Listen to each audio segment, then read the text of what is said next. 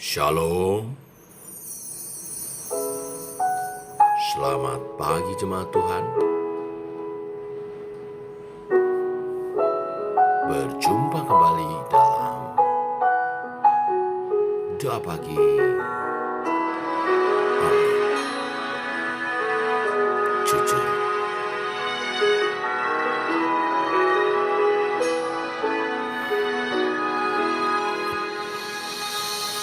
Jujur kadang ku tak sanggup menghadapi semua bebanku, menantikan jawaban, menolak untuk menyerah. Ku tahu Kau Tuhan yang sanggup menolong dalam sesatku. Namun meskipun Kau belum, ku kan tetap menyembah-Mu. Ku kan bernyanyi sampai jiwaku percaya, sampai hatiku mendengar lagu pengharapan.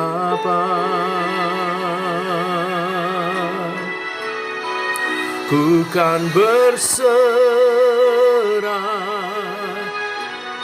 ku tahu aku tak sendiri. Ku yakin Kau mengasihiku, bahkan di dalam api pun ku kan menyembah-Mu.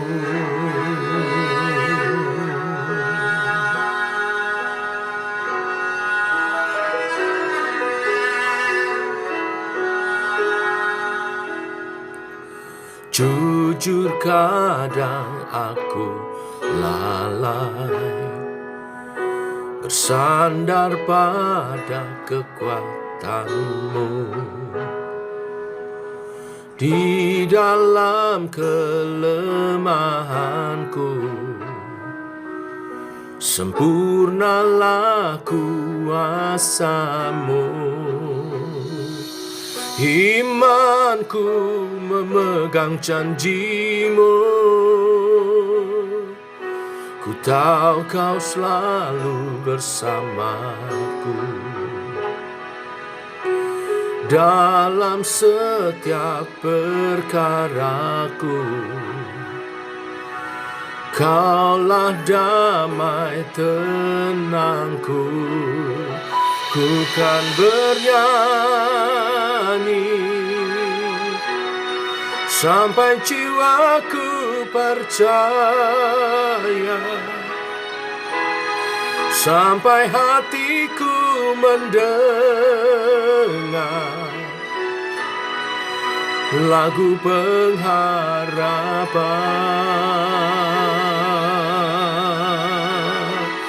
Ku tahu Kau sanggup, dan aku tak pernah sendiri. Selalu baik Kau di hidupku, bahkan di dalam api pun ku kan menyembah-Mu.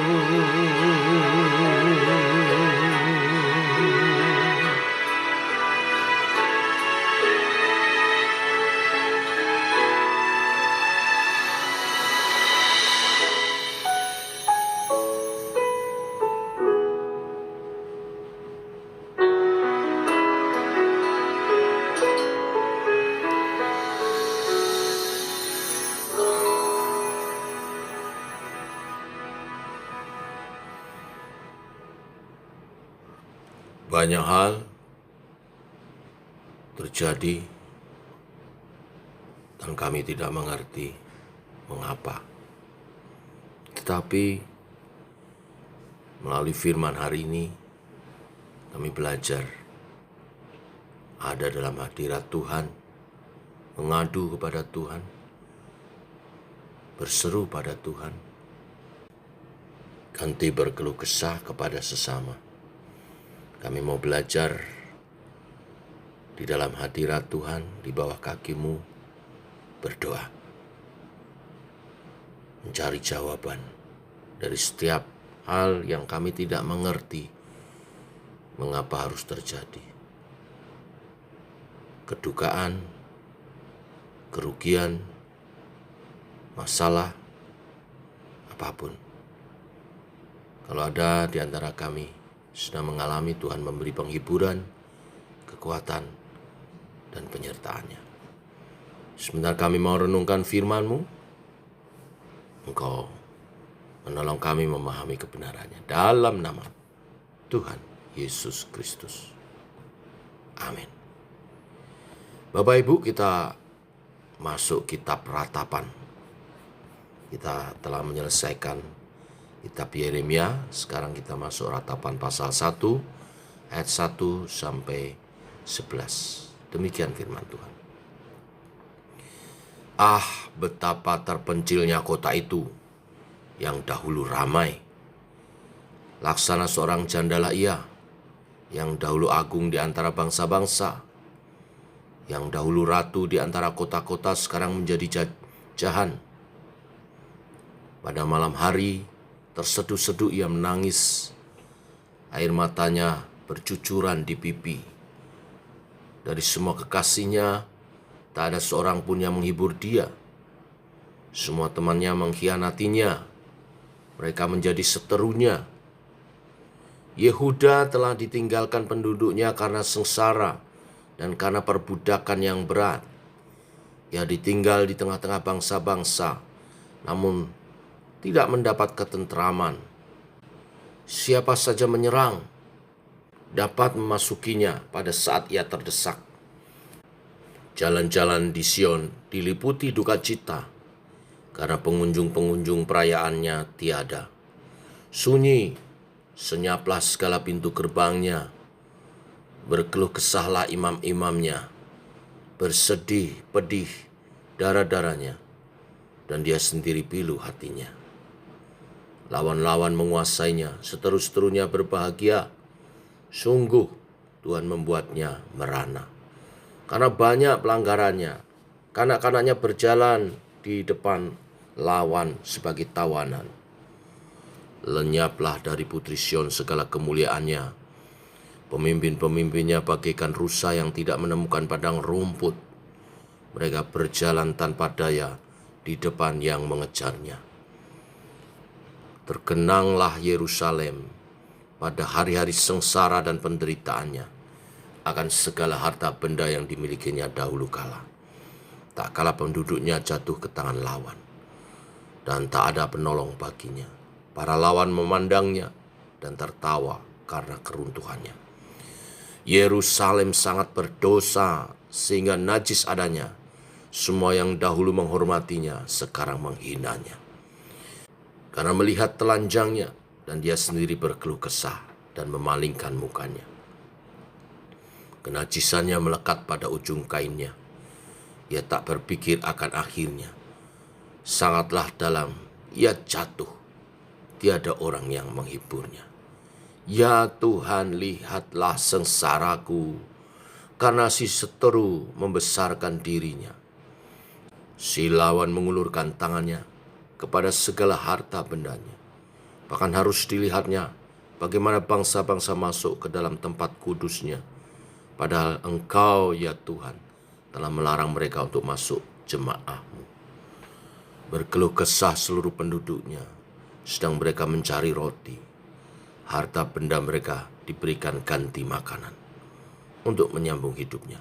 Lihatlah ya Tuhan, pandanglah betapa hina aku ini. Nabi Yeremia menulis kitab Ratapan. Ia menjadi saksi mata terhadap hukuman Allah atas kerajaan Yehuda, umatnya. Dikatakan di ayat 1 dan 2, Yerusalem ibu kotanya dikepung musuh, sehingga penduduknya hanya bisa meratap, tanpa ada yang bisa menghibur. Tidak ada lagi ketentraman dan perayaan penuh sukacita. Rakyat dan pemimpinnya diangkut ke pembuangan. Harta benda mereka dirampas. Bangsa asing menyerbu masuk dan menghancurkan bait suci, sehingga penduduk pun jatuh miskin dan kelaparan. Kondisi akhir kota Yerusalem diibaratkan sebagai janda yang jatuh miskin dan ratu yang menjadi budak. Sang nabi tahu persis mengapa orang-orang Yehuda harus menjalani hukuman ini. Ia memberitahukan kepada kita, Yerusalem sangat berdosa. Lalu demikian, pertobatan mereka nihil. Sampai Tuhan menghukum, mereka tidak bertobat. Bapak Ibu, dalam perjanjian lama, kita tahu bahwa umat Allah diperintahkan untuk beribadah dan mempersembahkan korban. Tetapi semua itu harus didasari dengan pertobatan. Yang Allah inginkan adalah pertobatan umatnya. Sebab pertobatan mewakili ekspresi iman seseorang. Ketika seseorang menunjukkan pertobatan sejatinya, ia sesungguhnya sedang mengimani anugerah Allah yang membebaskannya dan memanggilnya menjadi umat miliknya. Sejarah kehancuran Yerusalem kiranya menjadi peringatan bagi kita semua. Allah tidak pernah berubah. Ia membenci dosa dan pasti menghukum para pendosa. Melalui renungan pagi hari ini, kita diingatkan apakah masih mempunyai kebiasaan-kebiasaan tertentu yang kita tahu sebenarnya dosa tapi belum kita tinggalkan. Mungkin kita berdalih membenarkannya dengan rasional atau menutupinya dengan usaha ibadah kita. Tapi hari ini Tuhan ingin mengingatkan, bukan hanya ibadah, bukan hanya korban-korban persembahanmu, tapi pertobatanmu yang sejati. Meninggalkan dosa, hidup kudus bagi kemuliaan Tuhan. Akuilah kebiasaan dosa itu di hadapan Tuhan di dalam doamu. Ungkapkan kelemahan dan kegagalan yang kita alami ketika kita berusaha mengatasinya. Kuasa dan kasih-Nya mampu melepaskan kita dari belenggu dosa itu. Hal berikutnya yang kita bisa belajar dari kitab Ratapan.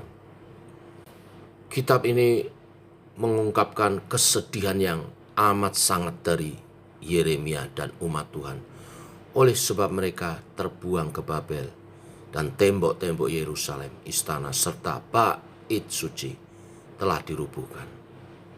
Mereka mengalami penderitaan tidak hanya secara jasmani tetapi emosional juga, karena mereka seolah seperti bangsa yang sudah tidak memiliki identitas lagi.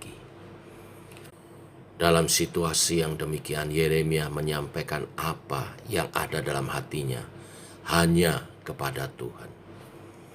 Yeremia sadar bahwa hanya Tuhan yang bisa mengubahkan keadaan mereka yang sudah hancur terpuruk. Ya Allah, ya hanya Tuhan yang bisa mengubahkan keadaan kita. Jadi mengaduhlah kepadanya. Bapak Ibu jemaat Tuhan, Tuhan mengizinkan kita berkeluh kesah kepadanya. Tuhan bersedia mendengarkan seluruh tumpahan hati yang mungkin sudah penuh di dada. Ganti keluh kesah mengomel kepada sesama. Mazmur 34 ayat 19 mengatakan, Tuhan itu dekat kepada orang-orang yang patah hati dan Ia menyelamatkan orang-orang yang remuk jiwanya. Setelah kita mengadu pada Tuhan, kita akan merasakan kelegaan dan kedamaian. Kelegaan dan damai Tuhan akan mengalir atas hidup kita. Saat itulah Tuhan memberi kekuatan dan hikmat-Nya untuk melanjutkan perjalanan iman kita. Mungkin masalah dan tantangan tidak otomatis langsung ada jalan keluar, namun kita sudah menjadi jauh lebih kuat untuk menanggung masalah itu. Bersama dengan Tuhan, kita kuat menanggung semuanya. Inilah berita firman hari ini. Bertobat dari dosa-dosa yang masih tersembunyi. Datang padanya, mengadu bila bebanmu terlalu berat. Di hadiratnya ada kekuatan baru, ada penghiburan, ada pertolongannya. Tuhan memberkati. Mari kita berdoa. Bapa, kami bersyukur oleh kasih dan anugerah-Mu. Pagi hari ini firman-Mu menguatkan. Hamba-Mu tahu ada yang sedang berduka, ada yang sedang bergumul dengan pekerjaannya, dengan penghidupannya. Mungkin juga ada yang sedang berdoa bagi keluarganya, bagi masalah-masalah. Pagi hari Engkau mengajar kepada kami, sujud di altar-Mu Tuhan, mencari wajah-Mu, mengadu segala keluh kesah pergumulan kami, ganti mengadu ke sana kemari dengan manusia yang tidak pasti bisa menolong. Tetapi satu hal Engkau juga menghendaki pertobatan kami. Mereka yang bertobat dan hidup dalam ketaatan kesetiaan kepada Tuhan, mereka lah kekasih-kekasih Tuhan yang menjadi biji matanya, perhatiannya, untuk kasih-Nya dicurahkan, pertolongan, penyertaan, dan rahmat-Nya. Biar kami dijumpai demikian. Allah Roh Kudus menolong kami hidup dalam ketaatan iman, menghidupi kebenaran-kebenaran firman, sehingga doa-doa kami dijawab. Berkati umat-Mu dalam kesehatan, berkati umat-Mu dalam kekuatan, berkati umat-Mu dalam berkat kecukupan, sehingga tidak ada yang berkekurangan. Dalam kesatuan, keharmonisan rumah tangga, cinta kasih, dan kebersamaan hidup sebagai komunitas di JKI Sema bertumbuh di dalam iman, makin serupa Kristus. Ini doa kami menyertai sepanjang hari ini. Oleh kekuatan Tuhan, kami berjalan. Dalam nama Tuhan Yesus kami berdoa. Amin. Demikian saudara doa pagi kita. Selamat pagi, selamat mempersiapkan ibadah esok pagi. Tuhan memberkati. Shalom.